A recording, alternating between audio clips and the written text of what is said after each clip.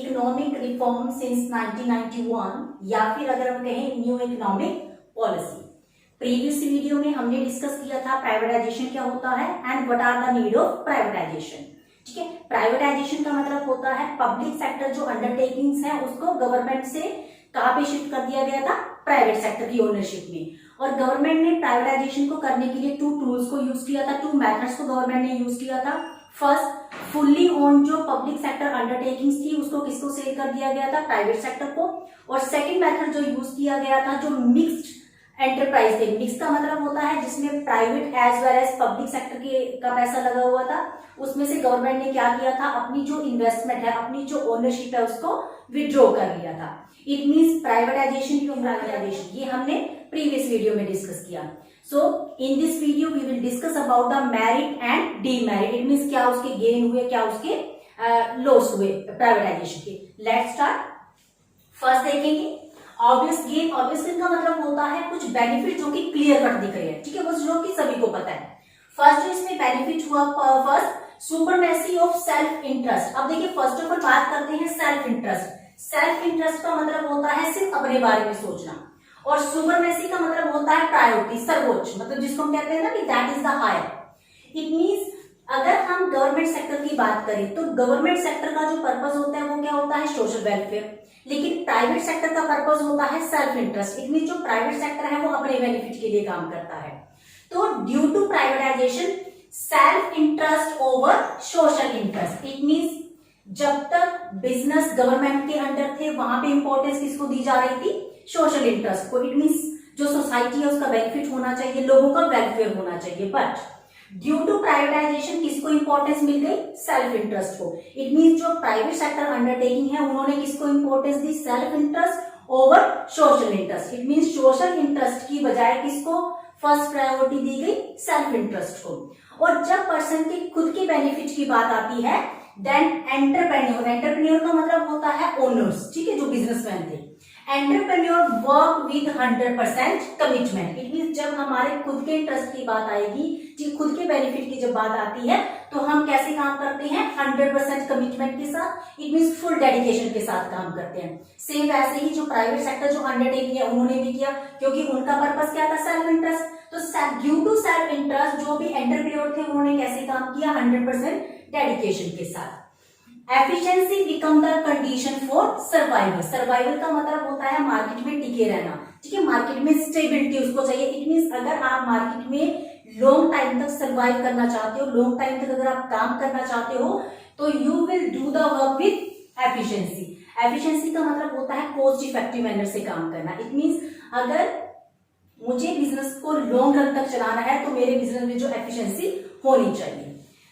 अब इसका जो बेनिफिट हुआ, it means due to efficiency higher productivity. It means productivity का मतलब होता है पर हेक्टेयर प्रोडक्शन। क्योंकि एफिशिएंटली वो काम कर रहे थे तो इससे प्रोडक्शन इंक्रीज हो गई। ठीक है, जो पर हेक्टेयर जो प्रोडक्शन है वो इंक्रीज हुई। And due to increase in productivity rise in GDP. GDP का मतलब क्या होता है, gross domestic production. It means privatisation का फर्स्ट जो बेनिफिट हुआ वो क्या हुआ, क्योंकि सेल्फ इंटरेस्ट को प्रायोरिटी दी गई as compare to social interest. इस वजह से ड्यू टू दैट जो एंटरप्रेन्योर है उन्होंने 100% डेडिकेशन से काम किया। ठीक है, साथ ही साथ उनके काम करने में एफिशिएंसी है। इट मींस उन्होंने कॉस्ट इफेक्टिव मैनर से काम किया, कम से कम इनपुट मैक्सिमम आउटपुट, इस वे में उन्होंने काम किया, और लॉस कम से कम। ठीक है, इट मींस वेस्टेज कम से कम। इसका जो बेनिफिट हुआ वो क्या हुआ, प्रोडक्टिविटी इंक्रीज हो गई, पर हेक्टेयर प्रोडक्शन इंक्रीज हो गई, और इसकी वजह से जीडीपी इंक्रीज हुई। That is the first benefit of privatisation. Second की बात करते हैं, provide competitive environment. Competitive environment का मतलब होता है एक ऐसा इन्वायरमेंट प्रोवाइड कर देना जहां पे एक कंपनी दूसरे कंपनी को कॉम्पिटिशन दे रही है। ठीक है, अब अगर कॉम्पिटिशन इंक्रीज होगा, it means due to privatisation increase in competition domestic as well as international level। Privatisation की वजह से कंपटीशन इंक्रीज हो गया, डोमेस्टिक लेवल पे भी और इंटरनेशनल लेवल पे भी।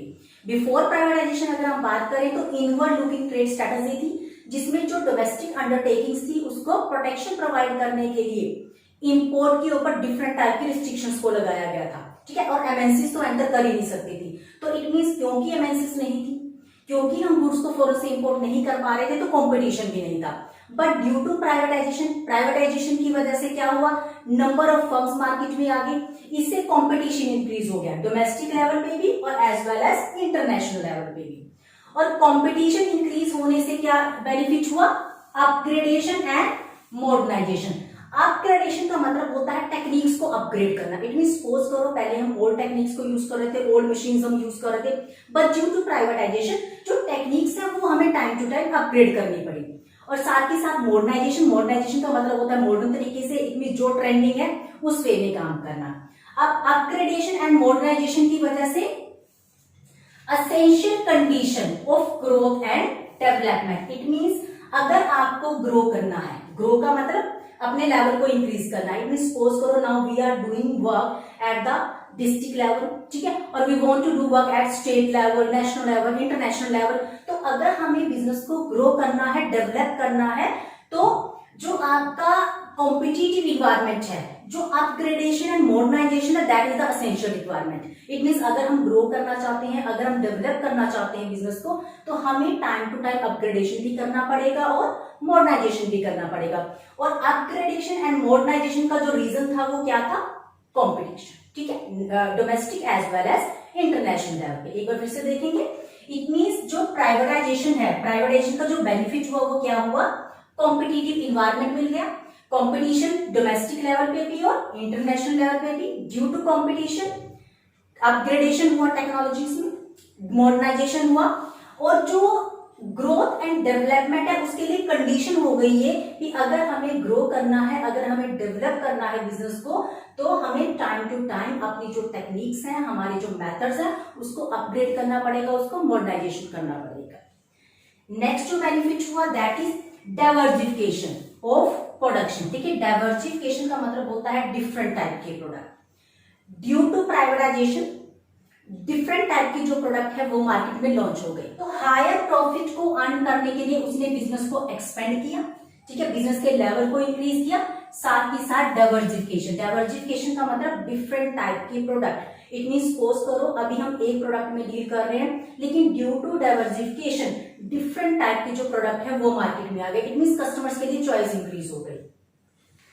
Competition with MNC is a testimony for PSU are capable of redefining the benchmark of growth. It means due to privatization, क्योंकि जो प्रोडक्ट है उसमें बिजनेस का जो लेवल है वो एक्सपेंड हो गया, डाइवर्सिफिकेशन हो गया, तो इट मीन्स जो प्राइवेट सेक्टर अंडरटेकिंग है वो इतना कैपेबल हो गई कि वो एमएनसीज को, एमएनसी मीन्स मल्टीनेशनल जो कंपनीज थी उसको कॉम्पिटिट करने के वो उस लेवल पे आगे भी उनको कॉम्पिटिशन दे पा रही थी ड्यू टू प्राइवेटाइजेशन। एक इसका ये बेनिफिट हुआ।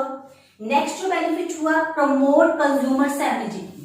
कंज्यूमर सेफ्टी का मतलब होता है कंज्यूमर्स को लाइक अ गुड ट्रीट करना। It means wider choice of goods and services, क्योंकि बिफोर प्राइवेटाइजेशन जो मार्केट थी that is product oriented. Product oriented का मतलब होता है जो प्रोडक्ट आपने बना दिया कंज्यूमर्स को वो परचेज करना पड़ेगा, ठीक है। बट आफ्टर प्राइवेटाइजेशन जो मार्केट है वो कंज्यूमर ओरिएंटेड हो गई। कंज्यूमर ओरिएंटेड का मतलब होता है फर्स्ट ऑफ ऑल हम सर्वे करेंगे कंज्यूमर्स क्या चाहते हैं, उसके बाद मार्केट में प्रोडक्ट आएगा। इट मींस जो कंज्यूमर है उसको लाइक अ गुड ट्रीट किया जाएगा।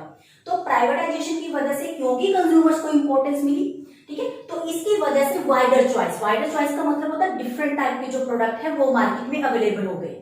एंड इससे क्या बेनिफिट हुआ, बेटर क्वालिटी ऑफ लाइफ। जितने ज्यादा प्रोडक्ट मार्केट में अवेलेबल होंगे, आपके पास चॉइस होगी, ठीक है, हम बेस्ट प्रोडक्ट को यूज करेंगे, तो इससे जो क्वालिटी ऑफ लाइफ है वो क्या हो गई, इंक्रीज हो गई।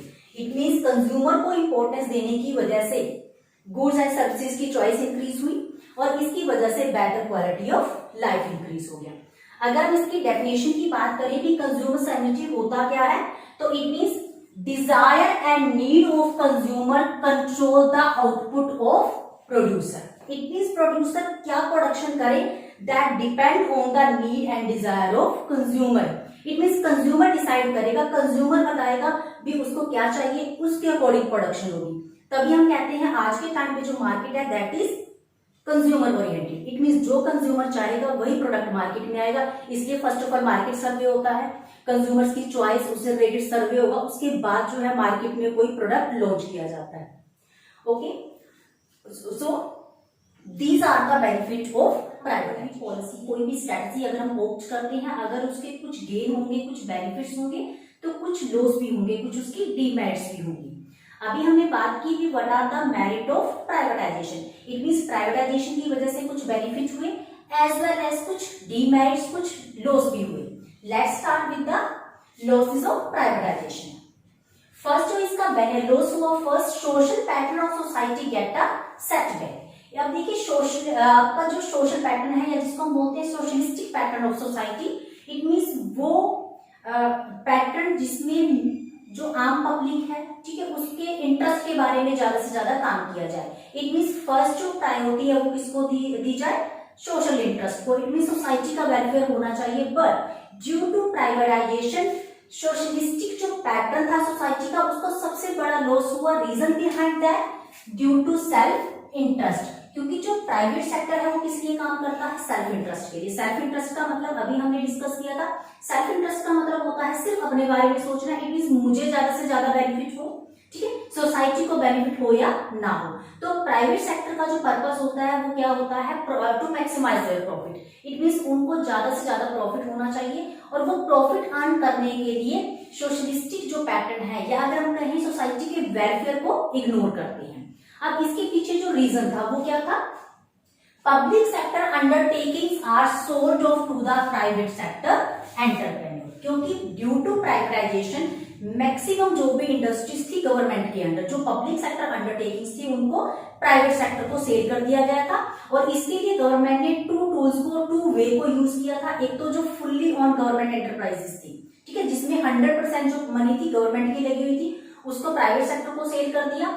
और दूसरा जो मेथड था, जो मिक्स्ड इकोनॉमी, जो मिक्स्ड अपने एंटरप्रेन्योर थे, मिक्स्ड जो ऑर्गेनाइजेशंस थी, वहां से गवर्नमेंट ने अपनी मनी को, अपनी इन्वेस्टमेंट को, अपनी मैनेजमेंट को विथड्रॉ कर लिया था।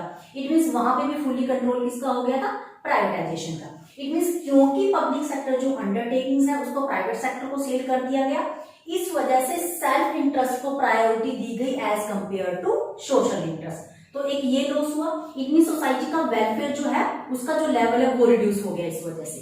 सेकंड जो लॉस हुआ, weaker section of the society suffer deprivation. देखिए weaker section of the society का मतलब होता है पुअर पर्सन। इट मींस वो पर्सन जो या तो बिलो पॉवर्टी लाइन है, या जो एवरेज पर्सन है, जिनके पास बहुत ज्यादा सोर्सेज नहीं है उसको परचेज करने के लिए।